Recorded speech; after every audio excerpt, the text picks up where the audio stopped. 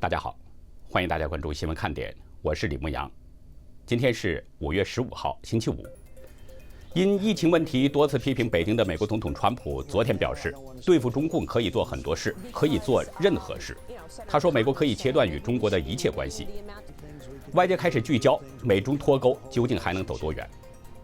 昨天吉林又新增了4宗病例，都与舒兰市公安局洗衣工有关联，传播链已经增至29人。目前吉林、辽宁2个省合计已经有8000多人隔离观察。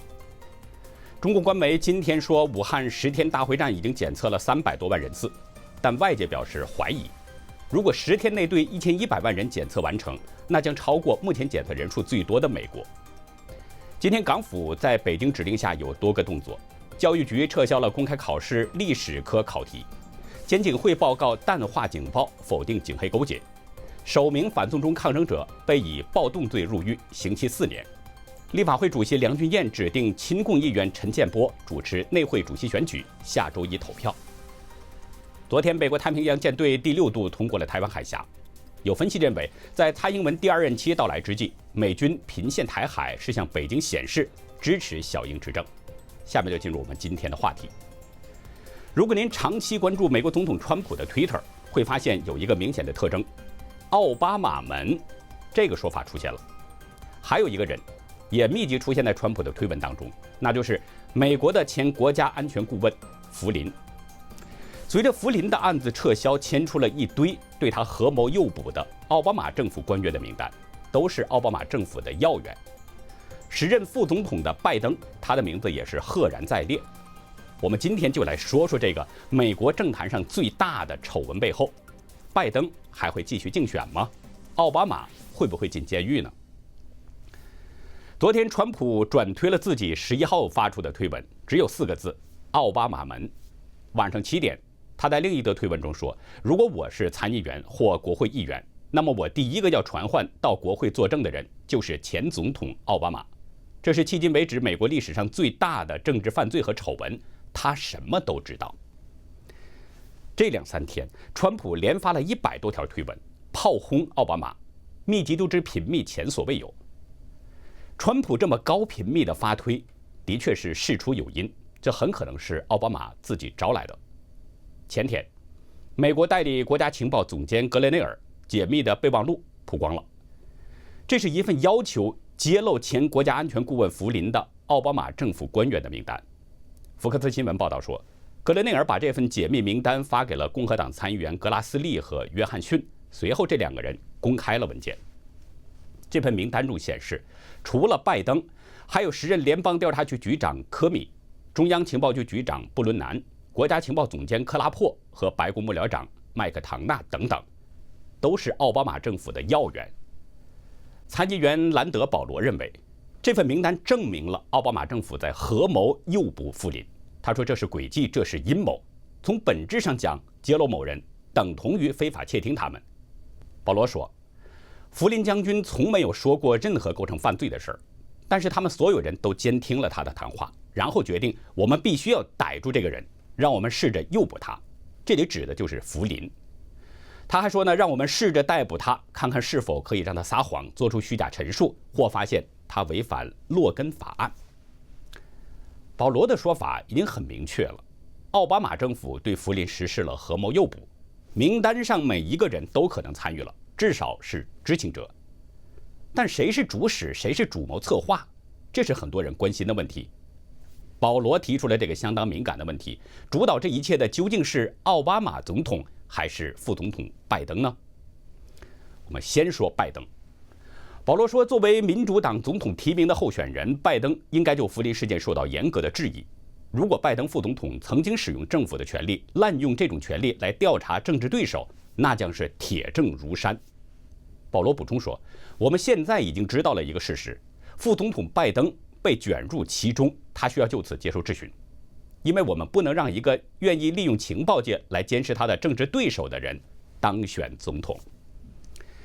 时事评论员秦鹏分析认为，在距离大选还有不到半年的这个时间点，这桩丑闻的爆发很可能引发美国民众的反感。换句话说，原来支持拜登的选民很可能会转向支持川普。5月7号曝光的文件显示，奥巴马对福林与前俄罗斯大使谢尔盖·基斯里亚克他们之间的通话细节是了如指掌。这曾经让前任的美国司法部副部长耶茨非常惊讶。解密文件还提到，当时 FBI 并不认为这个通话有任何不当，更谈不上犯罪。但是奥巴马本人曾经明确表示不喜欢福林。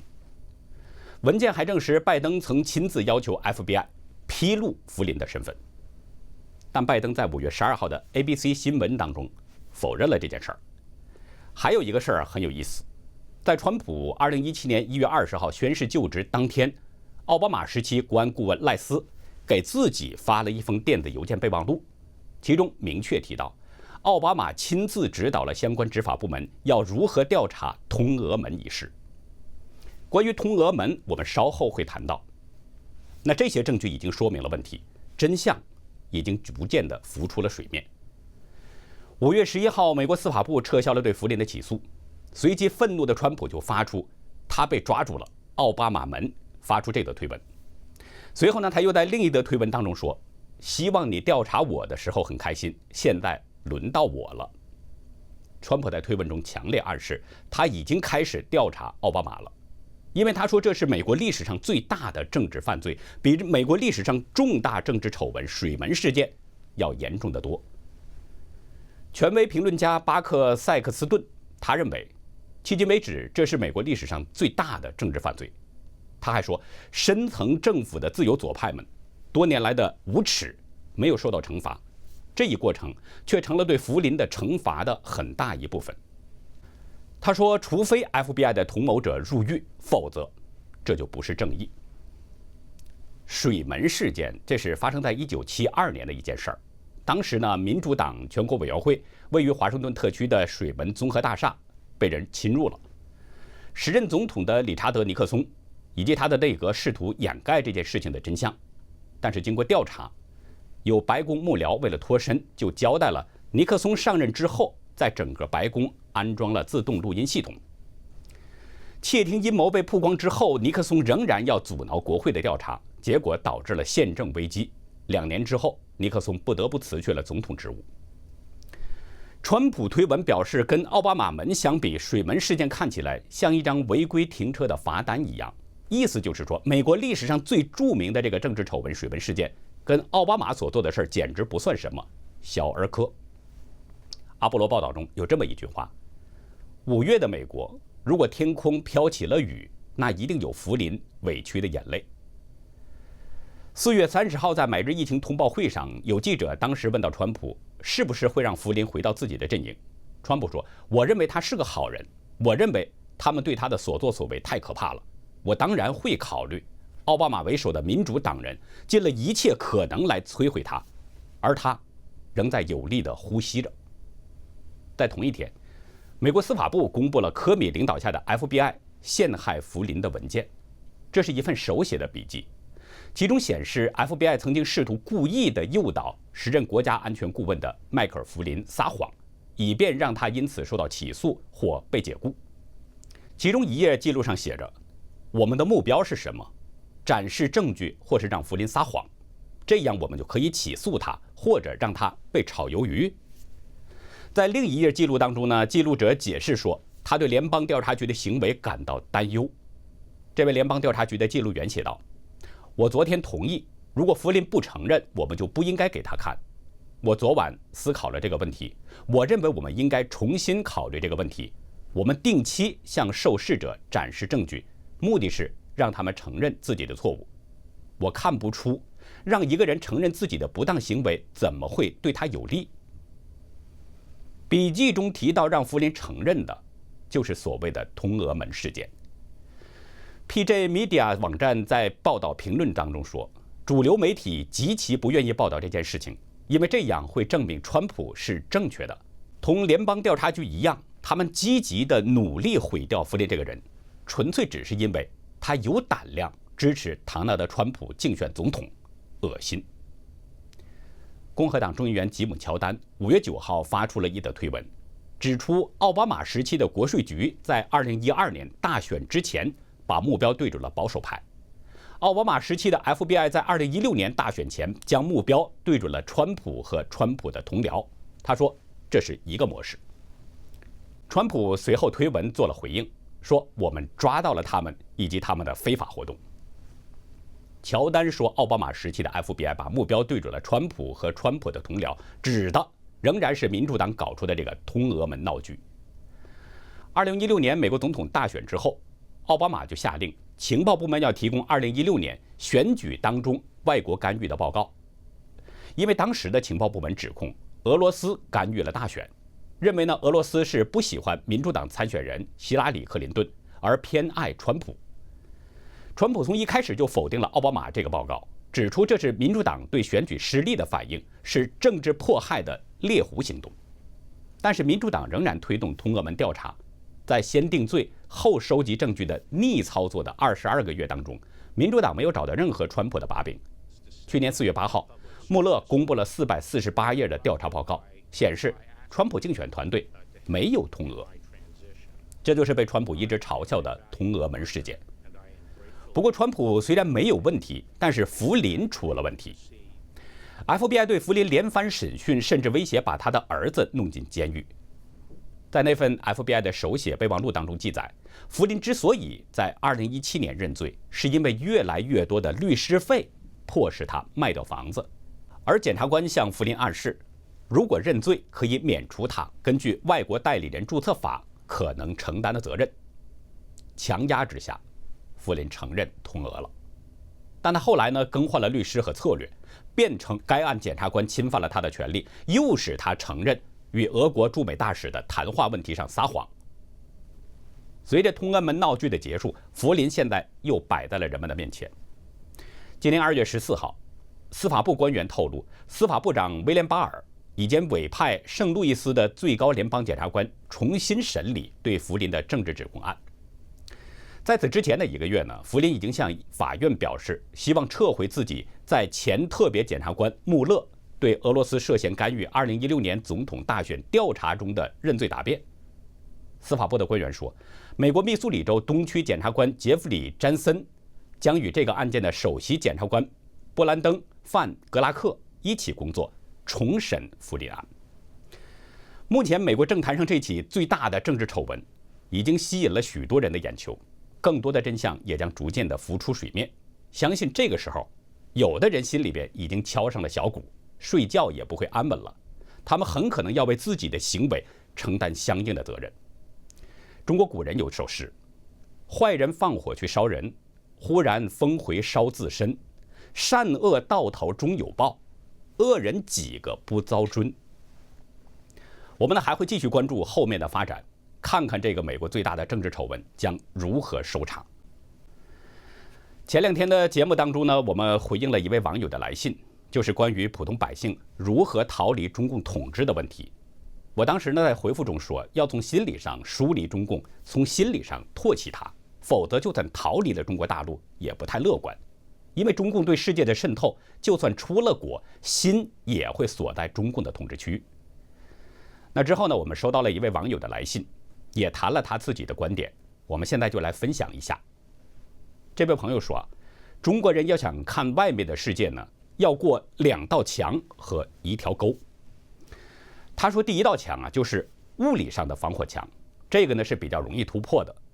第2道墙才是最难的。他说第2道墙就是心理上的防火墙。信中说呢，在中国长大的人，思想基本上已经形成和定型了，大脑也信息饱和，看到符合自己习惯的东西就觉得是对的，不习惯的东西呢就排斥。他说海外的中国移民，不少人心理上有这道防火墙，不论在海外生活了多少年，他说10年也好，20年也好，加上语言障碍，只看中国国内传出来的东西。中国人出来旅游的就更别说了，只想看看西洋景，根本不想了解海外的世界。这位朋友说呢，2道墙之外还有1条沟，就是中共的大外宣。他说，因为从2010年开始，中共每年花大约500亿美元经营这个境外媒体，海外绝大部分中文媒体，包括报纸、网站、电视，他说都被中共收买或控制了，只有极少数的媒体收买不动。但这类媒体处在第2道墙外，中国移民很少有人看。